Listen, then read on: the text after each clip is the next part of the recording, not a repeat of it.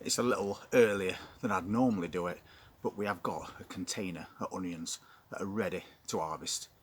So I'm going to take those out and then I'm going to go over the important bit, the curing process. If you don't cure your onions properly, they're not going to last very long, but with a couple of simple steps, those onions will save for months. I'll show you the ones that we've got ready to go. And these are the onions that we're harvesting today. You'll see that they've all started to colour up, which is a sign that they're good to go.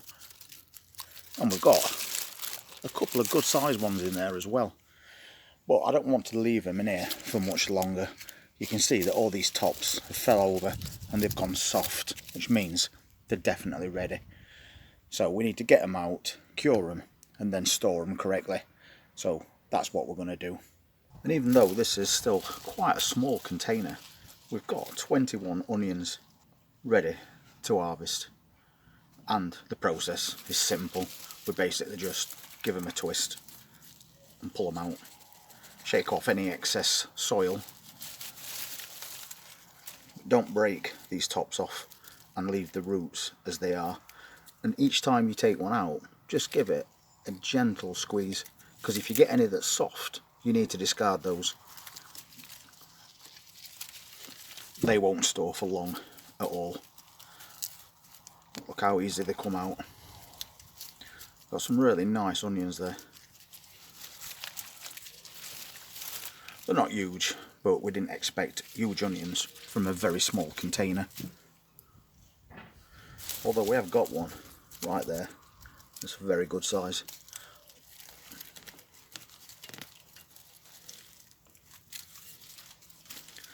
That is a really nice onion.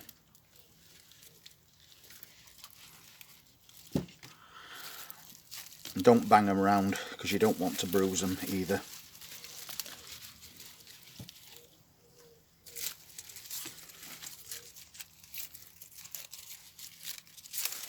And so far so good. None of these onions are soft.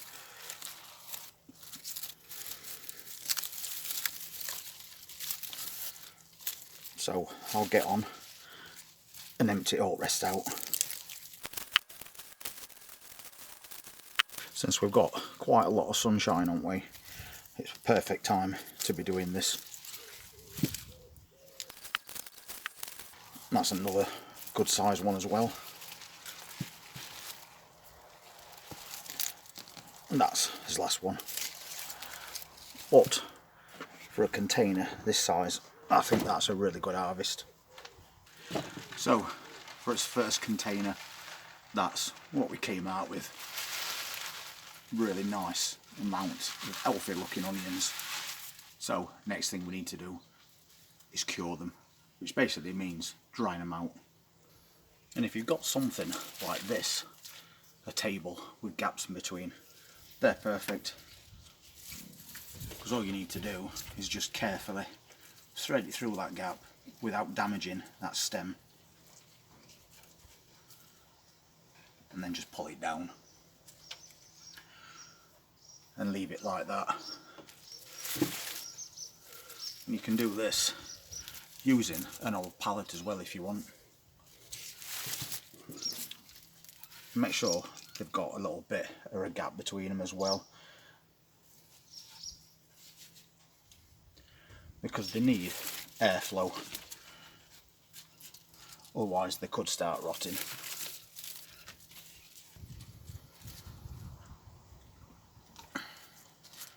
So that's one way that you can cure your onions, and they'll develop a couple of layers of brown papery skin, and that will help keep moisture out. But I've also got one of these, a Propagator, and that's another great place to dry your onions out, or in a greenhouse if you've got a greenhouse. And these are especially good because they've got nice big gaps between these shelves, and we've got a couple of shelves in here as well. And since these have got bigger gaps, it makes it that much easier to thread these onions through without causing any damage.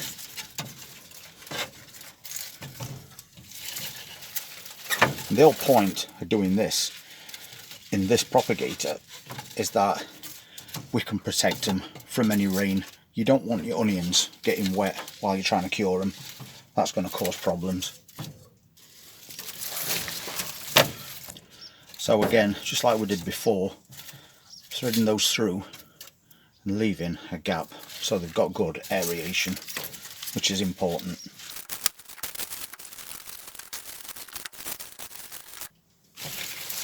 Definitely the best one that we got.